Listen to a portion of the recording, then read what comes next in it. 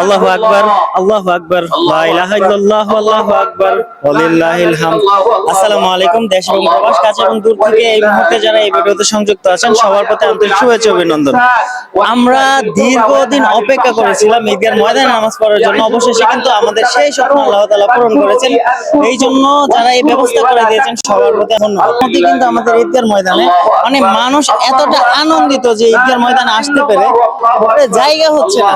আসলে এই জিনিসটা অনেকের স্বপ্ন, যারা বাহির থেকে গ্রামে আসে সবার স্বপ্ন ঈদগার ময়দানে এসে নামাজ পড়ার জন্য। তো আলহামদুলিল্লাহ আমাদের সেই ব্যবস্থাটা হয়েছে। আমরা দীর্ঘ কয়েক বছর এখানে নামাজ পড়তে পারি নাই। 2026 ঈদ উল ফিতরের নামাজ পড়ার জন্য বিগত সময় আমি ভিডিও বানাইছি।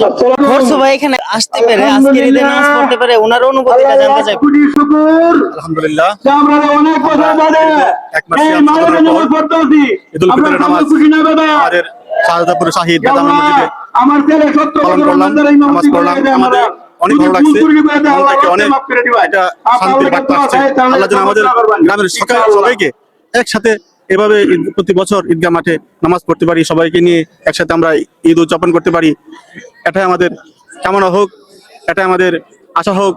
আমরা সবাই যেন গ্রামের মানুষ মিলিতভাবে একসাথে প্রতি বছর এভাবে জামায়াত হয়ে ঈদগাহ মাঠে আমরা নামাজ পড়তে পারি, সেই কামনাই করি। তো নামাজ শুরু হওয়ার কিছুক্ষণ আগে যে ইসলাম ফাউন্ডেশন থেকে যে হুজুরকে এখানে পাঠাইছেন, আপনি সুন্দর একটি কথা বলেছেন। কথাটি এমন ছিল যে এই ঈদগাহ ময়দানটি দীর্ঘ অনেক বছর থেকে চলে আসছে। এখানে অনেক মুরব্বীরা ছিল যারা এখন নাই, অন্ধকার কবরে চলে গেছেন, এবং ওনারা কিন্তু এখনো চাই যেন আমাদের শাহজাদপুরের মানুষ আমরা এখানে সম্মিলিতভাবে দুইটা ঈদের নামাজ এখানে পড়ি।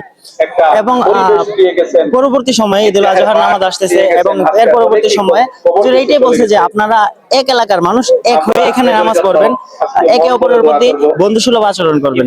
তো আলহামদুলিল্লাহ দীর্ঘ প্রতীক্ষার পরে আমরা এখানে নামাজ পড়তে পারছি, এইটাই আমাদের জন্য অনেক কিছু। ভালো থাকবেন সবাই, সুস্থ থাকবেন।